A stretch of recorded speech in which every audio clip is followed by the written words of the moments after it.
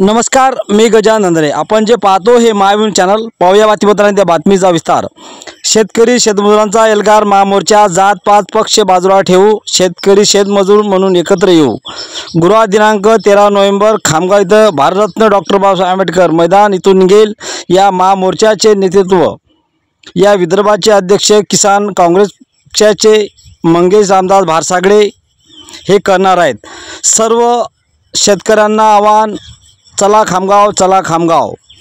या एल्गार महामोर्चाला सहभाग नोंदवायचा आहे व सहभागी व्हायचा आहे। प्रमुख मागण्या: शेतकऱ्यांची संपूर्ण कर्जमुक्ती करून 7/12 कोरा करा, मागील वर्षाचा रोखलेला उर्वरित शेतकऱ्यांचा पीक विमा त्यांच्या खात्यात जमा करा, कापूस सोयाबीन हेक्टरी 50,000 रुपये पॅकेज जाहीर करा, सोयाबीनला 8,000 तर कापसाला प्रति 12,000 रुपये भाव द्या, अशा अनेक मागण्या घेऊन शेतकरी शेतमजुरांचा एल्गार महामोर्चाचे नेतृत्व या विदर्भाचे अध्यक्ष मंगेश रामदास भारसागळे करणार आहेत। तरी हजारोच्या संख्येने सहभागी व्हा, असे आवाहन प्रमुख वक्ते यांचे आवाहन।